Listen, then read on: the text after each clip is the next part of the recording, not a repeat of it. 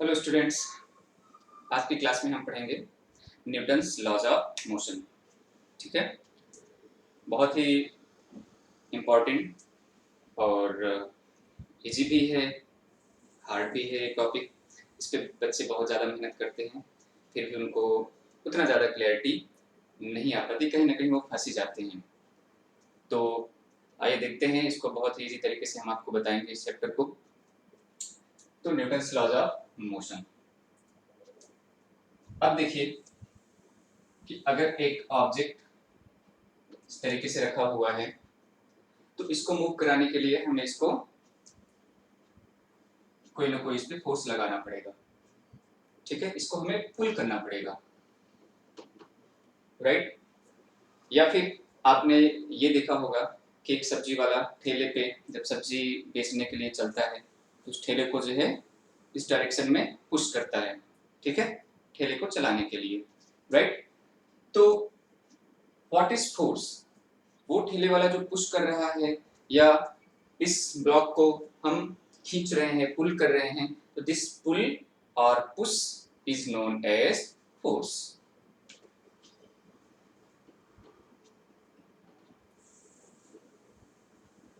पुल और push is force. Okay, अब Newton's laws of motion.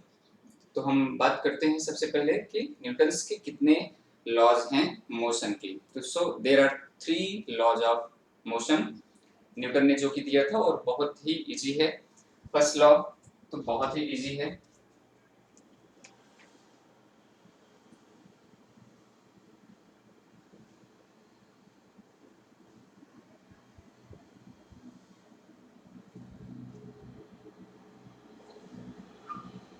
First law. ठीक है,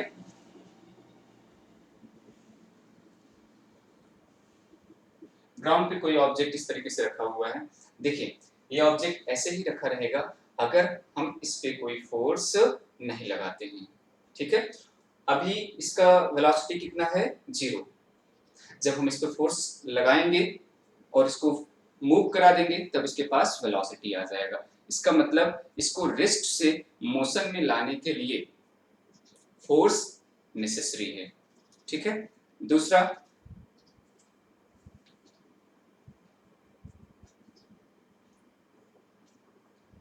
मान लीजिए कोई स्फीयर है, 10 मीटर पर सेकंड से मूव कर रहा है स्मूथ सरफेस में। ठीक है, स्मूथ सरफेस पे 10 मीटर पर सेकंड से मूव करते हुए चला जा रहा है, इसको रोकने वाला कोई नहीं है। अब अगर हमें इसे स्टॉप करना है तो हमें इस पे फोर्स लगाना पड़ेगा। ठीक है, कोई ऑब्जेक्ट इस डायरेक्शन में चला जा रहा है, उसका डायरेक्शन चेंज करना है मोशन का, तब भी हमें उस पे फोर्स लगाना पड़ेगा। ठीक है, यहाँ पे अगर हम डायरेक्शन चेंज कर रहे हैं मीन्स वेलोसिटी चेंज कर रहे हैं। वेलोसिटी का velocity is a directional quantity. ठीक है, तो अगर हमें वेलोसिटी के इनिशियल वेलोसिटी और फाइनल वेलोसिटी को अलग अलग करना है तब हमें फोर्स लगाना पड़ेगा, राइट। तो किसी भी ऑब्जेक्ट के स्टेट को चेंज करने के लिए, ठीक है, बात आती है स्टेट क्या होता है। ये यहाँ पे रेस्ट में है, रेस्ट इसका एक स्टेट हो गया। ये ऑब्जेक्ट 10 मीटर पर सेकंड से मूव कर रहा है, ये स्टेट हो गया। अगर इसी ऑब्जेक्ट का स्पीड आपने चेंज कर दिया 20 मीटर पर सेकंड, तब भी इसका स्टेट चेंज हो जाएगा। ठीक है, इस ऑब्जेक्ट का डायरेक्शन अगर आपने चेंज कर दिया, अभी ये इधर जा रहा है और इसको आपने फोर्स लगा के इधर मूव कराना चालू कर दिया, तब इसका डायरेक्शन चेंज होने की वजह से इसका वेलोसिटी चेंज हो जाएगा और फिर से मैं बोलूंगा स्टेट चेंज हो गया। तो स्टेट का मतलब यहाँ पे होता है वेलोसिटी। अगर वेलोसिटी चेंज हो रही है तो उस ऑब्जेक्ट का स्टेट चेंज होगा। ठीक है, और जब वेलोसिटी चेंज होता है तो rate of change of velocity is known as acceleration. ठीक है, और किसी ऑब्जेक्ट में एक्सेलरेशन है तो force is equal to mass into acceleration, ये आगे आएगा। ठीक है, तो वहां पे हमें फोर्स की जरूरत पड़ती है। तो न्यूटन्स का फर्स्ट लॉ सिंपली ये बोलता है कि if we have to change the state of any object then we will have to apply some external force। ठीक है, या फिर मैं इसको बोलूंगा कि until and unless some external force is applied on any object the state of object will not change. ठीक है, तो बहुत ही इजी सा ये न्यूटन्स का फर्स्ट लॉ है। अच्छा, अब बात आती है कि किसी ऑब्जेक्ट के स्टेट में चेंज होने के लिए, ठीक है, जैसे हम एग्जांपल ले लेते हैं। मान लिया अपने पास एक कार है और दूसरा ट्रक है, ठीक, तो यहाँ पे बताइए ट्रक का मास कार के कंपैरिजन में कहीं ज्यादा है। अब अगर दोनों को रेस्ट से मूव कराना है, इसका भी initial speed zero, initial speed इसको जीरो, दोनों को अगर मूव कराना है तो हमें किस पे ज्यादा फोर्स लगाना पड़ेगा? ट्रक पे ज्यादा फोर्स लगाना पड़ेगा, सभी को मालूम है। ठीक है, और ट्रक पे ज्यादा फोर्स क्यों लगाना पड़ा? क्योंकि ट्रक का मास कार के मास से ज्यादा है। अच्छा, यहीं पे अगर हम एक एग्जांपल ले लें, कुछ बाइक ले लें, स्कूटी ले लें, साइकिल चलो ले लेते हैं। साइकिल, ठीक है, तो साइकिल, कार और ट्रक, तीनों पे किस पे हमें सबसे ज्यादा फोर्स लगाना पड़ेगा इनको मूव कराने के लिए रेस्ट से? मैं ये कहूंगा साइकिल पे। ठीक है, नहीं, किस पे? ट्रक पे। ठीक है, ट्रक पे फोर्स आपको ज्यादा लगाना पड़ेगा, फिर उसके कंपैरिजन में कार, उसके फिर जो है साइकिल पे हमें सबसे कम फोर्स लगाना पड़ेगा उसको मूव कराने के लिए, उसके स्टेट को चेंज करने के लिए। ठीक है, तो अब स्टेट को अगर चेंज करना है तो उस पर हमें फोर्स लगाना पड़ेगा। ठीक है, जब तक हम फोर्स नहीं लगाएंगे तब तक उसका स्टेट चेंज नहीं होगा। इसका मतलब हर एक ऑब्जेक्ट अपने स्टेट में चेंज नहीं चाहता। ठीक है, हर एक ऑब्जेक्ट अपने स्टेट में चेंज नहीं चाहता, उसके स्टेट में अगर हमें चेंज करना है तो हमें फोर्स लगाना पड़ेगा। ठीक है, और जब हम स्टेट में चेंज करेंगे तो वो अपोज करेगा, जितना ज्यादा अपोज करेगा उतना ज्यादा फोर्स लगाना पड़ेगा। ठीक है, अच्छा, यहाँ पे अपोजिशन किसकी वजह से हो रहा है? सबसे ज्यादा अपोज कौन करेगा? ट्रक, क्योंकि इसका मास सबसे ज्यादा है, राइट? तो ट्रक का मास सबसे ज्यादा है, दैट्स वाई यहाँ पे हमें उस पर सबसे ज्यादा फोर्स लगाना पड़ रहा है। मींस ट्रक सबसे ज्यादा रेजिस्टेंस देगा अपने स्टेट में चेंज लाने के लिए। ठीक है, तो ये जो रेजिस्टेंस दे रहा है अपने स्टेट में चेंज लाने के लिए, इस प्रॉपर्टी को बोलते हैं इनर्शिया। ठीक है, so what is inertia? Inertia is the property of every object because of which it resists any change in its state. ठीक है, and it depends only on mass.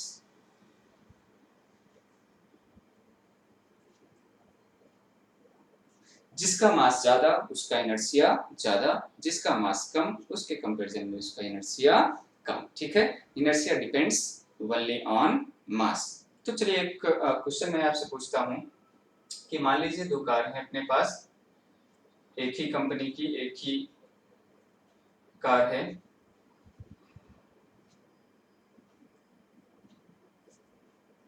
Car ए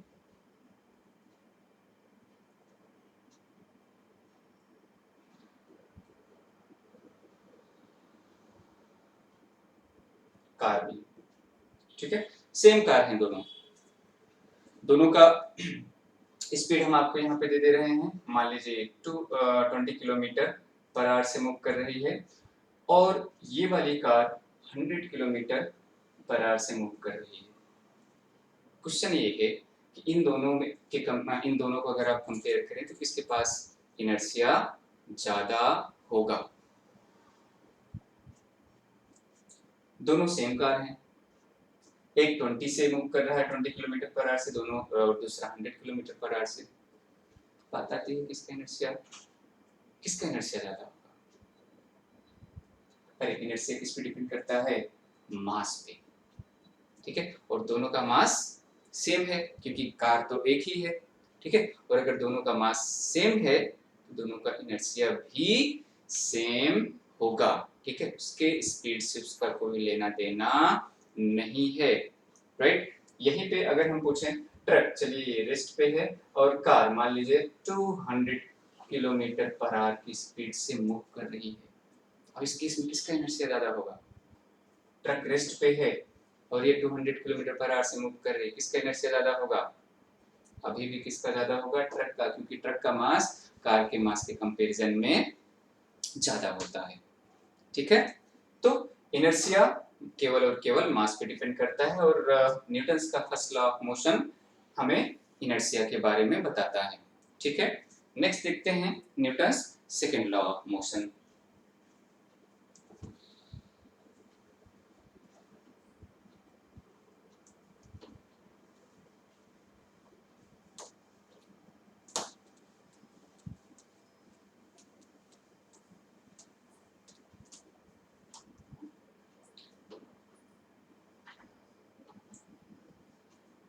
देखिए, आपने v equal to u plus a t equation सबने पढ़ के रखा है, या फिर मैं इसी को इस तरीके से भी लिख सकता हूँ v minus u is equal to a t, या फिर t को इधर लेके आए। ठीक, अच्छा दोनों साइड अगर हम मास से मल्टीप्लाई करते हैं तो यहाँ पे हमें m v minus m u divided by t, और इनिशियल टाइम यहाँ पे लिया जाता है 0। ठीक है, इस केस में इनिशियल टाइम लिया जाता है 0। तो कोई ऑब्जेक्ट अगर टी टाइम के लिए चल रहा है, इनिशियल टाइम आपको 0 और टी टाइम के लिए चला तो final time 0 plus T that is T हो जाता है। तो ये इनिशियल टाइम हो गया, ये फाइनल टाइम हो गया। अच्छा, यहाँ पे mass into velocity, final velocity, mass into initial velocity. ठीक है, तो ये जो मास इनटू वेलोसिटी है, मास इनटू वेलोसिटी, इस फिजिकल क्वांटिटी को बोला जाता है momentum. Momentum is equal to mass into velocity. ठीक है, p से डिनोट करते हैं, वेक्टर फॉर्म में हम लिखेंगे mv। Is it okay, mv या mu, इस तरीके से हम इसको लिखेंगे मोमेंटम। तो यहाँ पे देखिए, ये अपने को क्या मिला, फाइनल मोमेंटम, ये इनिशियल मोमेंटम। इनिशियल टाइम हम 0 लिए हैं तो टाइम t के लिए चला है, तो फाइनल टाइम कितना हो जाएगा, t हो जाएगा, राइट। तो यहाँ से देखें p final minus p initial divided by ये टाइम में जो चेंज मिल रहा है हम इसको लिखेंगे डेल्टा t। अच्छा, final momentum minus initial momentum क्या हो जाएगा, चेंज इन मोमेंटम, और चेंज इन मोमेंटम को रिप्रेजेंट करेंगे डेल्टा t। जैसे चेंज इन टाइम को रिप्रेजेंट करते हैं डेल्टा t, उसी तरीके से delta p divided by delta t। ठीक है, तो अच्छा, delta p divided by delta t, इसको हम पढ़ेंगे rate of change of momentum. ठीक, what is this, rate of change of momentum, और rate of change of momentum is equal to force. ठीक है, यहां पे देखिए जरा एम ए आ रहा था। ठीक है, तो ये जो rate of change of momentum हमने लिखा वो क्या होता है, फोर्स, और वो किसके बराबर हो रहा है, m into A. Is it okay, तो ये m इंटू ए, ये जो क्वांटिटी है इसको बोला जाता है force. Force is equal to m a which is equal to rate of change of momentum. ठीक है, न्यूटन्स का सेकंड लॉ यही कहता है कि force will be directly proportional to rate of change of momentum. ठीक है, अच्छा यहाँ पे हमें जो delta p by delta t is equal to F मिल रहा है, अगर चेंज इन मोमेंटम 0 हो, ठीक है, डेल्टा p की वैल्यू अगर 0 हो तो यहाँ से हमें क्या मिलेगा, फोर्स की वैल्यू कितना होगा, 0। इज इट ओके, इसका मतलब क्या हुआ कि अगर एक्सटर्नल फोर्स, ठीक है, एक्सटर्नल फोर्स कोई एक्ट नहीं कर रहा है, या फिर जो भी फोर्सेस एक्ट कर रहे हैं एक्सटर्नली उनका नेट सम 0 है, एक्सटर्नल फोर्स अगर 0 है तो मोमेंटम में चेंज भी कितना मिलेगा, 0। मोमेंटम चेंज नहीं होगा, मोमेंटम चेंज नहीं होने का मतलब initial momentum final momentum same होंगे। ठीक है, एट एनी टाइम मोमेंटम क्या होगा, सेम होगा, या फिर इनिशियल मोमेंटम और फाइनल मोमेंटम यहाँ पे क्या होगा, इक्वल होगा। तो इसको मैं क्या बोलूंगा, कंजर्वेशन ऑफ मोमेंटम।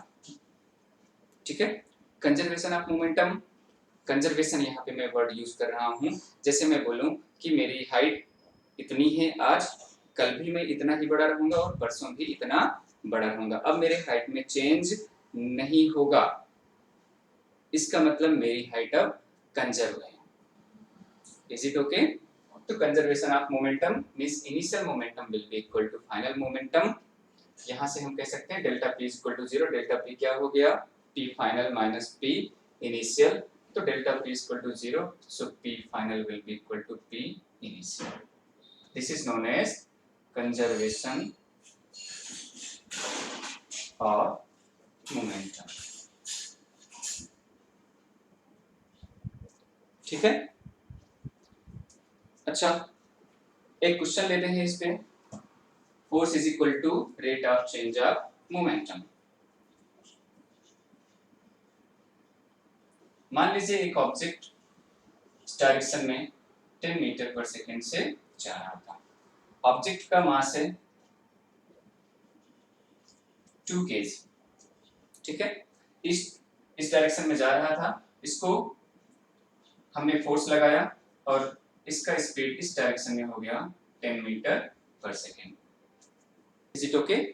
ये दोनों आपस में 90 डिग्री पे हैं। तो यहाँ पे आपको क्वेश्चन कह रहा है कि what will be the value of the applied force. What will be the value of applied force? तो सबसे पहले हम क्या करेंगे, यहाँ पे ये फार्मूला अपने पास है, force is equal to delta p divided by delta t. और इस प्रोसेस में जो टाइम लगा, टाइम मान लीजिए 0.1 सेकेंड, राइट? तो यहाँ पे देखें, इनिशियल मोमेंटम इस डायरेक्शन में और फाइनल मोमेंटम कितने एंगल पे हो गया? 90 डिग्री पे हो गया। ठीक है? चलिए हम इसको रिप्रेजेंट करते हैं, ये इनिशियल मोमेंटम, ये फाइनल मोमेंटम। मास कितना है? 2 kg। तो स्पीड कितना हो जाएगा? स्पीड है अपने पास 10 मीटर पर सेकेंड। मोमेंटम इस डायरेक्शन में हो जाएगा 20। मोमेंटम इस डायरेक्शन में कितना फिर से हो जाएगा? 20। Is it okay? अब अगर यहाँ पे हमें मोमेंटम का चेंज फाइंड करना है तो final momentum minus initial momentum. ठीक है? फाइनल मोमेंटम और इनिशियल मोमेंटम अगर 90 डिग्री पे होते हैं तो उनका जो चेंज होता है, ठीक है, या तो हम वेक्टर के तरीके से इसको सॉल्व कर सकते हैं। यहाँ पे चलिए, इस डायरेक्शन को अगर हमने आई कैप मान लिया, इस डायरेक्शन को हमने जे कैप मान लिया, तो यहाँ पे फाइनल मोमेंटम बोलिए, final momentum is 20 j cap. Initial momentum is what? 20 i cap. ठीक है? चेंज इन मोमेंटम जो अपने को मिलेगा delta p, that will be equal to 20 j minus 20 i. ठीक? यहाँ पे अगर हम मैग्नीट्यूड इसका देखेंगे delta p by delta t का,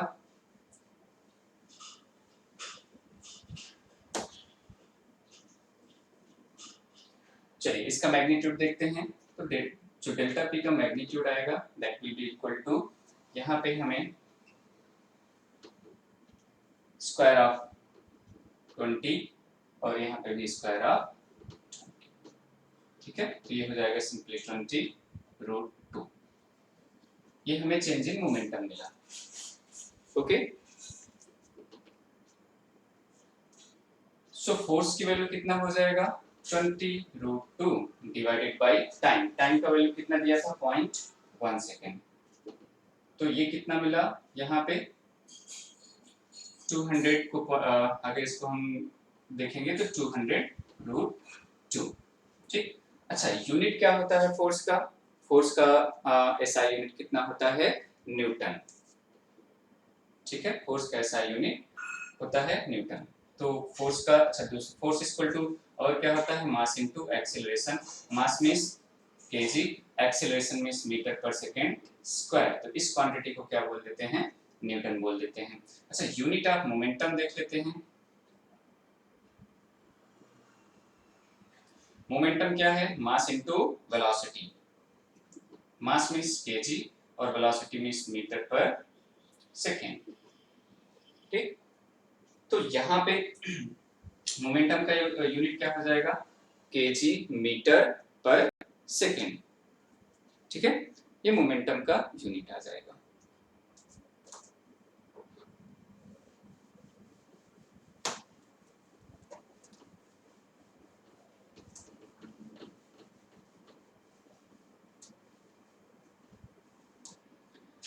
नेक्स्ट देखते हैं Newton's third law of motion.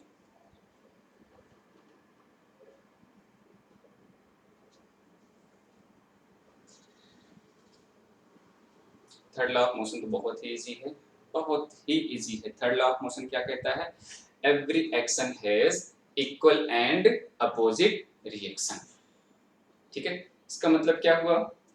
इसका मतलब ये हुआ कि अगर मैं इस बोर्ड को 10 न्यूटन से फोर्स प्रेस कर रहा हूं तो बोर्ड भी हम पे 10 न्यूटन लगा रहा है। ठीक है, यहाँ पे देखिए, अगर कोई ऑब्जेक्ट रखा हुआ है जिसका की वेट मान लीजिए 50 न्यूटन है, डाउनवर्ड डायरेक्शन में वेट कितना है इसका? 50 न्यूटन है। तो ये ग्राउंड पे 50 न्यूटन लगा रहा है तो ग्राउंड इस पे भी कितना लगाएगा? 50 न्यूटन। Action reaction.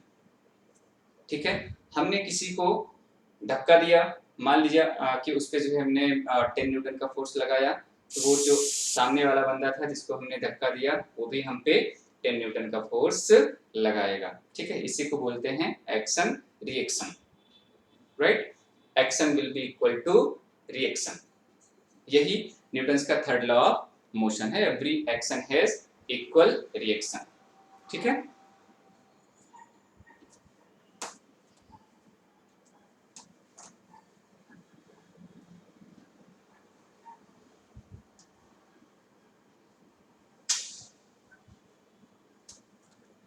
चलिए इसके बाद हम पढ़ते हैं types of forces.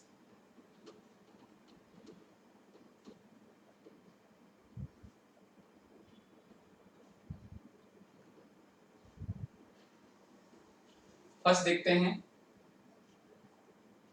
Non contact forces. इसको फील्ड फोर्स भी बोलते हैं।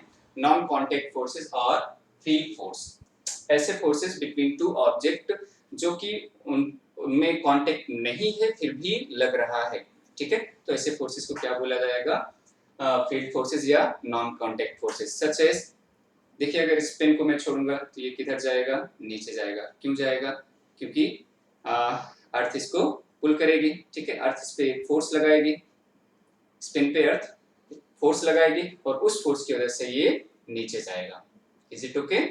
तो ये जो ग्रेविटेशनल पुल हुआ non contact force.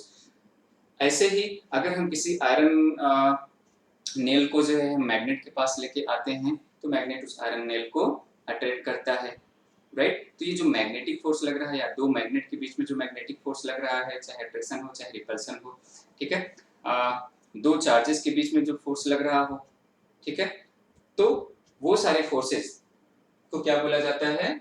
Non contact forces. इस टाइप के फोर्सेस जैसे ग्रेविटेशनल फोर्स हो गया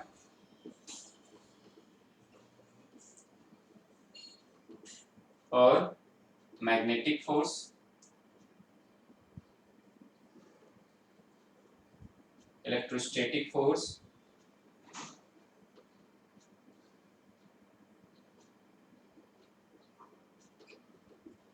ठीक है। देखिए दूसरा टाइप का फोर्स, ये नॉन कांटेक्ट हुआ तो कांटेक्ट फोर्स। ये फोर्सेस तब लगेंगे दो ऑब्जेक्ट के बीच में जब उनके बीच में कांटेक्ट होगा। ठीक है, तो देखते हैं नॉन कांटेक्ट फोर्सेस कौन कौन से। देखिए यहाँ पे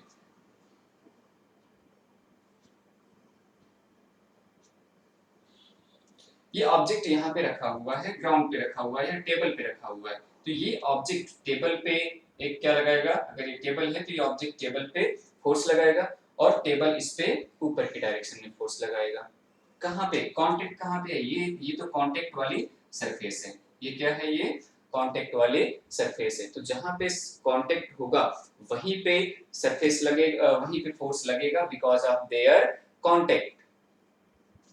ठीक है, तो ये टेबल के नीचे प्रेस करेगा तो टेबल इसका वापसी जवाब देगा और ऊपर की डायरेक्शन में। ऐसे फोर्स को क्या बोलेंगे यहाँ पे? Normal force. ठीक है, ये जो दोनों कांटेक्ट सरफेस के बीच में फोर्स लग रहा है इसको बोला जाएगा नॉर्मल फोर्स।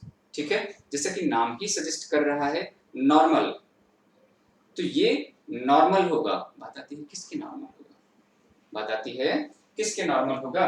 तो यहाँ पे मान लिया एक स्फीयर रखा हुआ है, देखिए ये स्फीयर जो है का ये पॉइंट ग्राउंड के इस पॉइंट के कांटेक्ट में है, ठीक है।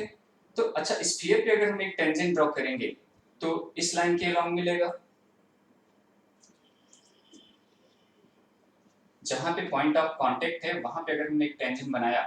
अच्छा, तो ये जो टेंजेंट है, अब इस स्फीयर पे ये ग्राउंड किधर फोर्स लगाएगा, अपवर्ड डायरेक्शन में, ठीक है, क्योंकि ये जो स्फीयर है ग्राउंड को नीचे पुश करेगा तो ग्राउंड इसको ऊपर की डायरेक्शन में फोर्स लगाएगा, ठीक है। यहाँ पे देखिए ये जो पेन है मेरे पाम को, मेरे हथेली को नीचे की डायरेक्शन में प्रेस कर रहा है, तो मेरा जो पाम है इसको ऊपर की डायरेक्शन में प्रेस कर रहा है, राइट। तो ये जो पाम है इसके परपेंडिकुलर लग रहा है, जो सरफेस कांटेक्ट में है वहां पे हमें क्या ड्रॉ करना पड़ेगा, एक टेंजेंट ड्रॉ करना पड़ेगा, और वो टेंजेंट के नॉर्मल फोर्स ही फोर्स लगेगा और उसको क्या बोला जाएगा, नॉर्मल फोर्स, ठीक है। तो एक्शन का ये रिएक्शन होता है, नॉर्मल फोर्स क्या है, एक रिएक्टिव फोर्स है। So normal force will always be normal to the tangent at the common surface, ठीक है। यहाँ पे जो कॉमन सरफेस इनका बन रहा है वहां पे आप एक टेंजेंट ड्रॉ करिए, तो normal force will always be normal to the surface, किस और सरफेस के किस पॉइंट पे, जहां पे दोनों कांटेक्ट में हैं। Is it okay? तो मैं क्या लिखूंगा, नॉर्मल फोर्स के बारे में हम ये लिखेंगे, normal force will always be normal to the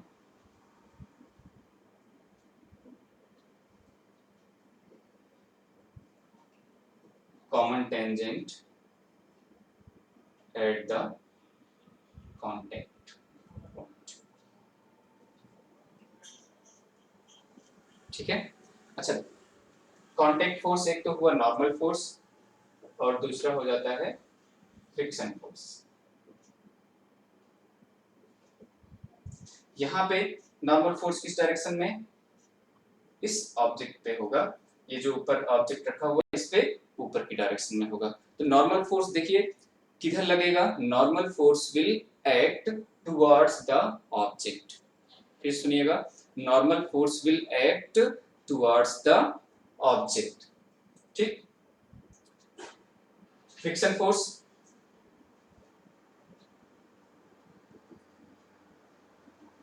ये कोई रफ सरफेस है, यहाँ पे एक ऑब्जेक्ट रखा हुआ है, इसको अगर पुल किया जा रहा है, ठीक है, तो यहाँ पे ये जो ग्राउंड है इस ऑब्जेक्ट को मूव करने से रोकेगा, ठीक है। आइदर इट विल रेजिस्ट और try to resist the motion of the object, is it okay. तो अगर ऑब्जेक्ट को हम इधर पुल कर रहे हैं तो इस डायरेक्शन में ऑब्जेक्ट के ये जो कांटेक्ट सरफेस है, कांटेक्ट होने की वजह से इस डायरेक्शन में एक फ्रिक्शन फोर्स लगाएगा, ठीक है। तो फ्रिक्शन फोर्स का डायरेक्शन देखिए किधर हो रहा है, direction of the friction force will be parallel to the contact surface. यहाँ पे या फिर दूसरा और थोड़ा स्पेसिफिक करते हैं इसको, यहाँ पे अगर हमने इस ऑब्जेक्ट पे फोर्स लगाया तो ये पॉइंट कांटेक्ट में है, ठीक है, ये पॉइंट ग्राउंड के अगर कांटेक्ट में है, ऑब्जेक्ट का ये वाला पॉइंट ग्राउंड के कांटेक्ट में है, तो इस पे इधर फोर्स लगेगा इस डायरेक्शन में, ठीक है। और ये चीज क्या है, कॉमन टेंजेंट है, किसका, जो सरफेसेस कांटेक्ट में है उसका कॉमन टेंजेंट है। तो फ्रिक्शन फोर्स हमेशा कॉमन टेंजेंट के पैरेलल लगेगा और नॉर्मल फोर्स कॉमन टेंजेंट के नॉर्मल लगेगा या फिर परपेंडिकुलर लगेगा, ठीक है। Normal force towards the object लगता है और फ्रिक्शन फोर्स इस तरीके से लगता है सच दैट कि वो उनके बीच होने वाले मोशन को, इवन रिलेटिव मोशन को अपोज करें। ठीक है, relative motion between the to surfaces को अपोज करता है, इस तरीके से फ्रिक्शन फोर्स लगता है। ठीक है, डायरेक्शन आप याद रखिएगा, फिर से मैं बोल रहा हूँ, डायरेक्शन आप याद रखिएगा। फ्रिक्शन फोर्स किधर लगेगा, parallel to the common tangent, और नॉर्मल फोर्स किधर लगेगा, normal to the common tangent towards the object. ठीक है, अच्छा यहाँ पे ये ग्रेविटेशनल फोर्स की वजह से जो फोर्स लगता था, किसी भी ऑब्जेक्ट का वेट होता है। ठीक है, ग्रेविटेशनल फोर्स की वजह से जो फोर्स लगता है वो किसी भी ऑब्जेक्ट का वेट होता है। और बात आती है ग्रेविटेशनल फोर्स किधर लगता है ऑब्जेक्ट पे, ग्रेविटेशनल फोर्स ऑब्जेक्ट पे हमेशा वर्टिकली डाउनवर्ड लगता है। ठीक है, ग्रेविटेशनल फोर्स हमेशा ऑब्जेक्ट पे वर्टिकली डाउनवर्ड लगता है, राइट। मान लीजिए इसी पे हमें ग्रेविटेशनल फोर्स लगाना है, तो ग्रेविटेशनल फोर्स इसका जो भी वेट होगा, वेट को हम W से रिप्रेजेंट करेंगे, और वेट किधर लगेगा, वर्टिकली डाउनवर्ड लगेगा। ठीक है, तो इन सब फोर्सेस, ये यहाँ पे टाइप्स ऑफ फोर्सेस हमने देखा, कितने 1 2 3। अच्छा, अब बात आती है कि एक टाइप का फोर्स और होता है, that will be due to attachment between the two objects. ठीक है, जैसे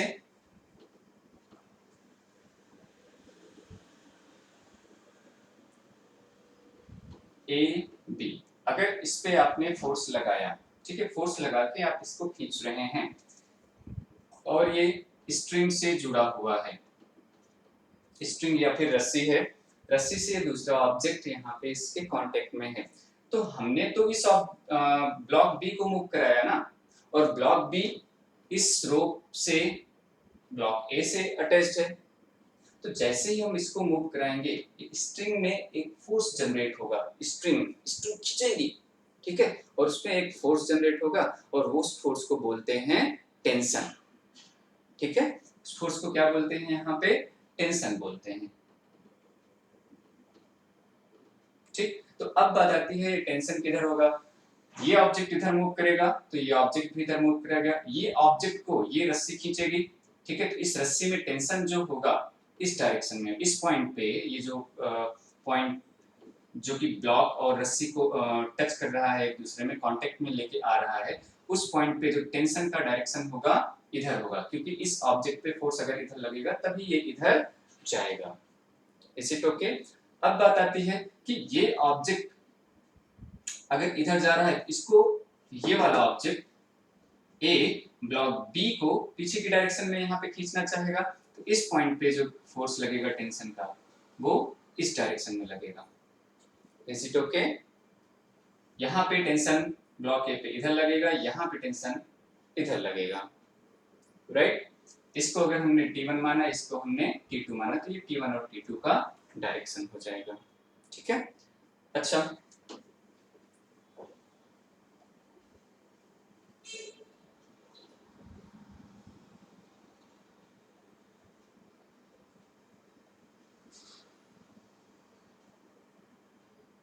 ये एक रॉड है यहाँ पे, ठीक है, देखिए इसको बोला जाता है हिंज। ये रॉड इधर इस तरीके से रोटेट कर सकता है, हिंज के अबाउट रोटेट कर सकता है। ठीक है, तो अगर हमें रॉड को इस तरीके से हॉरिजॉन्टल या रखना है, तो यहाँ पे हमने एक स्ट्रिंग से इसको अटैच कर दिया। ठीक है, तो स्ट्रिंग में कौन सा फोर्स जनरेट होगा, टेंशन वाला फोर्स जनरेट होगा। लेकिन यहाँ पे एक हिंज जो आ रहा है, हिंज अगर ना हो, मान लीजिए इस हिंज को हटा दें, तो ये जो रॉड है ये इस तरीके से नीचे चली जाएगी। ठीक है, तो रॉड को नीचे ना जाने से रोकने के लिए हमने एक यहाँ पे हिंज लगाया है, और हिंज भी उस पे फोर्स लगाएगा। ठीक है, फोर्स बिकॉज ऑफ हिंज भी यहाँ पे आ जाएगा। ठीक है, तो ये जो हमने फोर्स आपको बताए, इन्हीं सारे फोर्सेस का हम आगे यूज करेंगे। इनका जो मैंने आपको डायरेक्शन बताया, ठीक है, वो डायरेक्शन आपको याद रखना है। फिर से मैं आपको 3 बहुत ही इंपॉर्टेंट बातें बता देता हूँ। Weight of the object always acts vertically downward. Second, normal force will be normal to the common tangent. Normal force will be normal to the common tangent and that will be directed towards the object. ठीक है. तीसरा frictional force का direction, that will be parallel to the common tangent between the object.